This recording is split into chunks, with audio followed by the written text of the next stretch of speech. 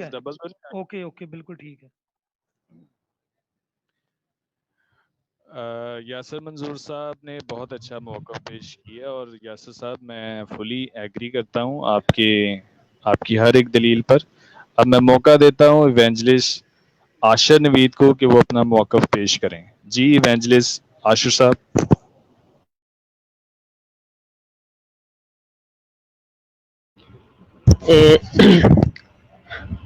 جی زارق بھائی بہت شکریہ. خدا نے آپ سب کو اور سننے والے تمام بھائیوں بہنوں کو میری طرف سے پیار بھرا سلام. نصیب میں آپ سب کی سلامتی ہو. جیسا کہ آج خداوند نے ہمیں یہ موقع دیا کہ ہم خداوند کے کلام پر جو ہے بات چیت کر سکیں, یسوع المسیح کی الوہیت کے بارے میں ہم سیکھ سکیں. جیسا کہ آپ سب جانتے ہیں یاسر بھائی نے بڑے اچھے طریقے سے اس بات کو بیان کیا, اور جو ہمارا موضوع ہے وہ ہے کیا یسوع المسیح معبود ہے. تو میں اس کے بارے میں جو ہے یہی بتانا چاہوں گا.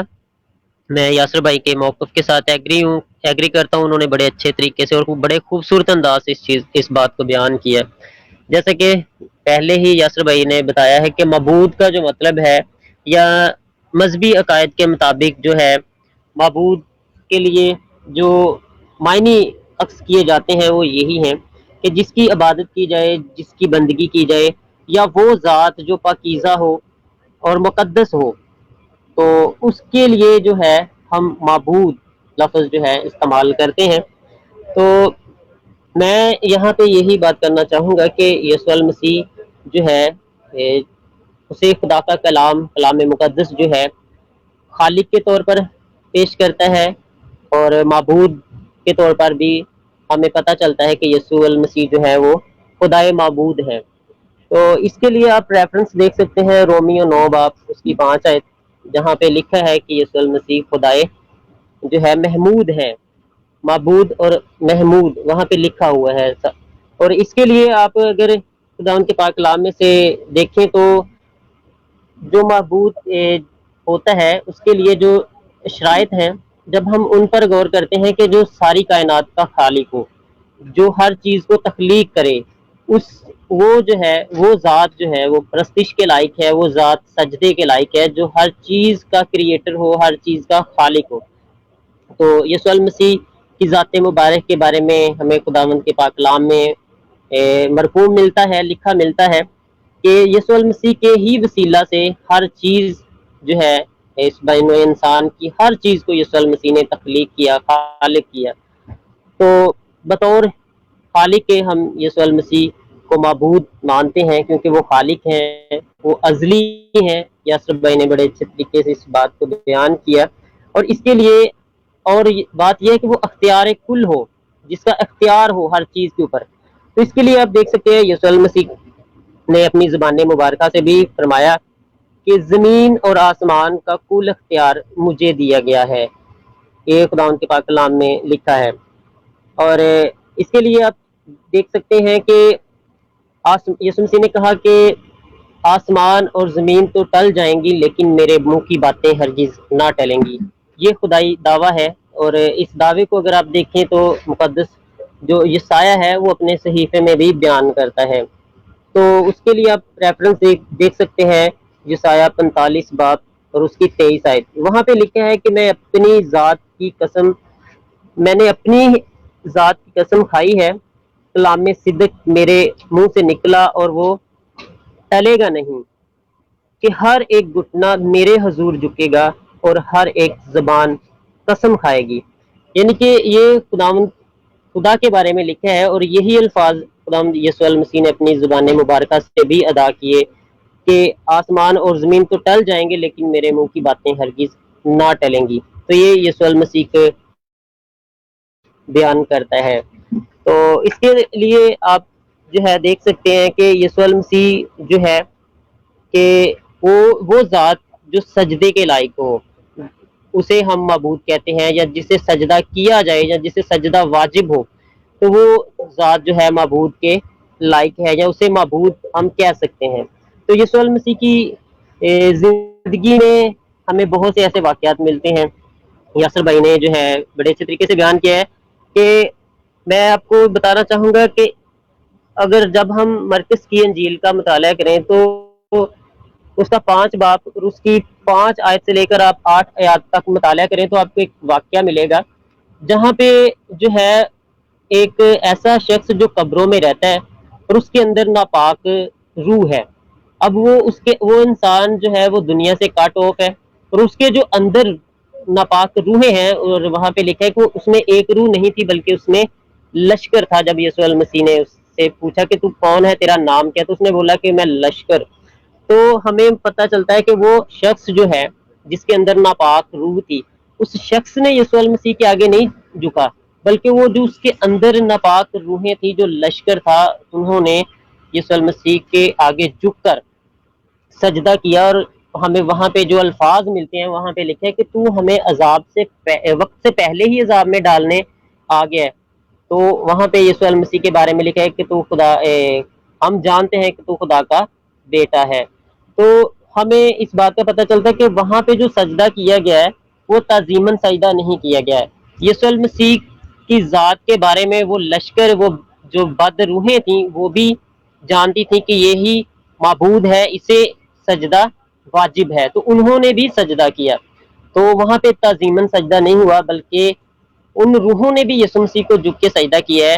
وہ بدروحیں جو تھیں وہ اس بات کو جانتی تھیں کہ یہی جو ہے خالق ہے, یہی ہمارا مالک ہے, اور انہوں نے اس بات کا اپنی زبان سے اقرار بھی کیا کہ تو وقت سے پہلے ہمیں عذاب میں ڈالنے آ گئے. تو ہمیں اس بات کا پتہ چلتا ہے کہ یسوع مسیح جو ہے وہ معبود ہے, وہ عبادت کے لائق ہیں. اس کے علاوہ آپ ایک اور ہمیں واقعہ ملتا ہے کہ ایک جنم کا اندھا ہے جسے جو ہے آپ اس کے لیے آپ دیکھ سکتے ہیں یوحنا کی انجیل اس کا 9 باب اور 35 سے 38 آیات کا جب آپ مطالعہ کرتے ہیں تو وہاں پہ جو ہے نا جو فریسی ہیں وہ اس اندھے کے ماں باپ کے پاس بھی جاتے ہیں, پوچھتے ہیں اس سے کہ یہ لڑکا جو تھا یہ تو اندھا تھا. وہ تصدیق کرنے کے لیے جاتے ہیں اس کے ماں باپ کے پاس. وہ کہتے ہیں کہ یہ واقعی تمہارا لڑکا ہے, یہ بچپن سے ہی اندھا تھا. تو یسوع مسیح نے جو ہے اس کو اس کی آنکھوں کو جب تک خلق کیا ہے, جب اس کی آنکھوں کو مٹی کے ساتھ جو ہے مٹی سانی اور اس کی آنکھوں کو بنایا, تو وہ شخص جو ہے جب وہ فریسی اس سے پوچھتے ہیں, کیونکہ فریسی جو ہے وہاں پہ یہ قانون تھا کہ اگر کوئی یسوع مسیح کے بارے میں اقرار کرے گا, وہ کہتے ہیں کہ ہم تو جانتے ہیں کہ یہ گناہ گار ہے. یسوع مسیح کی بابت وہ فریسی یہ اس شخص کے بارے میں کہتے ہیں, وہ کہتا ہے کہ میں تو نہیں جانتا کہ وہ گناہ گار ہے, وہ بلکہ یہ کہتا ہے کہ اگر وہ گناہ گار ہوتا ہے تو گناہ گار تو انسان یہ کام نہیں کر سکتا. تو میں اس کے بارے میں تو نہیں جانتا تھا, مگر اب میں جانتا ہوں کہ پہلے میں اندھا تھا اب میں دیکھتا ہوں. تو جب اس شخص کی گواہی کو سنتے ہیں وہ لوگ, تو وہ اس سے جو ہے کہتے ہیں کہ تو بچپن سے ہی مطلب گناہ گار ہے, تو اس کے بارے میں کیا کہتا ہے. وہ اسے نکال دیتے ہیں. جب یسوع مسیح کو پتہ چلتا ہے تو یسوع مسیح اس شخص کو بلاتے ہیں اور اس سے پوچھتے ہیں کہ کیا تو خدا کے بیٹے کو جانتا ہے. تو اس نے کہا کہ میں تو نہیں جانتا, مجھے بتا کہ وہ کون ہے. تو یسوع مسیح نے کہا کہ تم نے اسے دیکھا اور جو تیرے سامنے ہے وہی تو میں ہوں. تو وہاں پہ اس شخص نے بھی یسوع مسیح پر ایمان لایا اور وہاں اسے جھک کر سجدہ کیا, اور آگے یسوع مسیح نے اسے منع نہیں کیا بلکہ کہا کہ میں زمین پر عدالت کے لیے آیا ہوں. تو وہاں پہ بھی جو سجدہ کیا گیا ہے وہ یسوع مسیح کی وہاں پہ ایز اے بطور معبود سجدہ کیا گیا ہے, کیونکہ یسوع مسیح وہ شخص جان گیا تھا کہ جنم کے اندھے کو آج تک کسی انسان نے جو ہے آنکھیں نہیں دیں, یا کوئی انسان جو جنم سے اندھا ہوتا ہے وہ کبھی بھی بنائی حاصل نہیں کر سکتا تھا. صرف اور صرف خدا کی ہی ذات جو ہے وہ جنم کے اندھے کو آنکھیں عطا کر سکتی ہے. تو اس نے وہاں پہ یسوع المسیح کو خدا کے طور پر سجدہ کیا. اس کے بعد آپ دیکھ سکتے ہیں کہ جو کوڑی شخص تھے, ایک کوڑی آتا ہے, اس نے بھی یسوع المسیح کو جھک کر سجدہ کیا ہے. یسوع مسیح نے اس کو بھی منع نہیں کیا. جتنوں نے یسوع مسیح کے آگے سجدہ کیا ہے, سجدے کا مطلب ہی عبادت ہے, سجدے کا مطلب ہے پرستش ہے, اور انگلش میں اسے ورشپ کہتے ہیں. ورشپ کا مطلب عبادت ہے, کہ انہوں نے یسوع المسیح کو بطور خدا اس کے آگے جھک کر سجدہ کیا, اس کی عبادت کی, شکر گزاری کی. اور اس کے علاوہ جیسے کہ یاسر بھائی نے بڑے ہی خوبصورت انداز میں جو ہے شاگردوں کے بارے میں بیان کیا, متی کی انجیل 28 باب 17 آیت جب ہم پڑھتے ہیں تو وہاں پہ بھی جو شاگرد ہیں یسوع المسیح کو سجدہ کرتے ہیں، یسوع المسیح کے آگے دعا کرتے ہیں، یسوع مسیح جب ان کو برکت دیتے ہیں تو وہ سجدہ کرتے ہیں، یسوع مسیح کی عبادت کرتے ہیں۔ یسوع مسیح نے انہیں منع نہیں کیا۔ اگر یسوع مسیح معبود نہ ہوتے، اگر یسوع مسیح خدا کی حیثیت نہ رکھتے تو وہاں پہ یسوع مسیح کو چاہیے تھا منع کر دینا کہ تم مجھے سجدہ نہ کرو۔ یسوع مسیح نے کسی کو بھی منع نہیں کیا جہاں پہ یسوع المسیح کو سجدہ کیا گیا ہے۔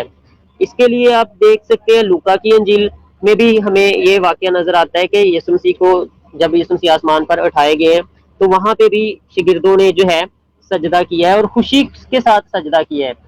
تو متی کی انجیل میں تو واضح طور پہ لکھا ہے کہ جو وہاں پہ لوگ کھڑے تھے جنہوں نے یسوع المسیح کے شاگردوں کو سجدہ کرتے دیکھا ہے، انہوں نے شک بھی کیا ہے کہ یہ تو انسان کو سجدہ کر رہے ہیں۔ تو وہاں پہ یسوع المسیح نے منع نہیں کیا بلکہ یسوع مسیح نے انہیں کہا ہے کہ مطلب ہمیں ذکر ملتا ہے کہ یسوع مسیح نے انہیں منع نہیں کیا سجدہ کرنے سے۔ تو اس بات سے ہمیں پتہ چلتا ہے کہ یسوع مسیح جو ہے معبود کی حیثیت رکھتے ہیں۔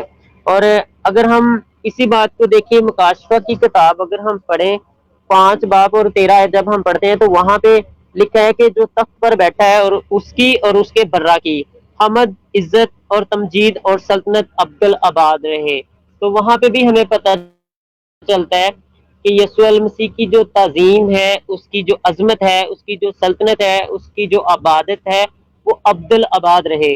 ہمیں مکاشفہ کی کتاب میں بھی اس بات کا پتہ چلتا ہے، ہمیں خداوند کے کلام میں یسوع المسیح کی جو ہم یسوع المسیح واجب الپرستش ہیں، وہ واجب العبادت ہیں، ہم اس کو سجدہ کر سکتے ہیں، تو وہ سجدے کے لائق ہے۔ اس کے بعد آپ دیکھ سکتے ہیں کہ کلام مقدس میں لکھا ہے کہ ہر ایک گھٹنا یسوع المسیح کے آگے جھکے، خواہ آسمانیوں کا ہو خواہ زمینیوں کا، خواہ ان کا جو زمین کے نیچے ہیں۔ تو ہمیں خدا ان کے پاک کلام میں ملتا ہے۔ اور جھکنے کا مطلب جھکنے کا مطلب ہی سجدہ کرنا ہے کہ یسوع مسیح کے آگے ہر ایک گھٹنا جھکے، یعنی کہ اس کے ہی آگے اس کے ہی نام پر ہر سجدہ ہو۔ تو عبرانیوں اگر آپ میرے ساتھ دیکھیں، عبرانیوں اس کا جو ہے پہلا باب پڑھیں تو وہاں پہ بھی جو ہے بیٹے کی بابت خدا کیا کہتا ہے کہ اس کا تخت، کس کا تخت؟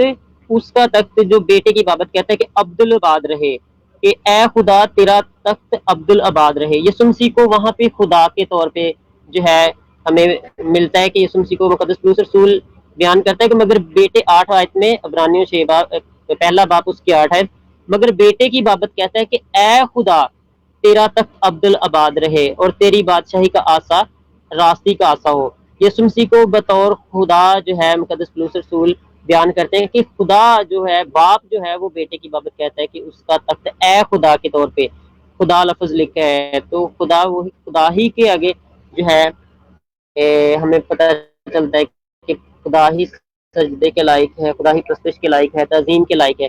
تو وہی بات جو ہے بیٹے کی بابت بھی لکھی ہے کہ بیٹا سجدے کے لائق ہے، پرستش کے لائق ہے اور اس کا تخت جو ہے وہ عبدالآباد رہے۔ تو اسی کے ساتھ ہم دیکھتے ہیں کہ یسوع المسیح قادر مطلق ہیں، وہ یاسر بھائی نے آلریڈی بیان کر دیا ہے۔ خالق جو ہے خالق کی حیثیت رکھتے ہیں، ازلی کی حیثیت رکھتے ہیں کہ وہ ازل سے ہیں۔ یہ ساری باتیں یاسر بھائی نے بڑے اچھے طریقے سے بیان کی ہیں۔ تو میں اپنا جو ہے موقف یہاں پہ کلوز کروں گا، میں کہ اسی بات کو یہاں پہ میں ختم کرنا چاہوں گا کہ ہمیں جو ہے یسوع المسیح کے بارے میں جب کلام مقدس میں ہم دیکھتے ہیں کہ یسوع المسیح جو ہے سجدے کے لائق ہے اور لوگوں نے سجدہ کیا بھی اور یسوع مسیح نے انہیں منع نہیں کیا۔ تو کلام مقدس میں مکاشفہ کی کتاب میں بھی لکھا ہے کہ اس کی تعظیم، اس کی پرستش عبدالآباد ہوتی رہے۔ اور میں جو ہے اپنا موقف جو ہے یہیں پہ کلوز کروں گا۔ جی زارق بھائی بہت شکریہ۔ بہت شکریہ ایونجلسٹ عاشر نوید صاحب۔ اب میں موقع دیتا ہوں ایونجلسٹ ساگر گل صاحب کو۔ جی ساگر بھائی۔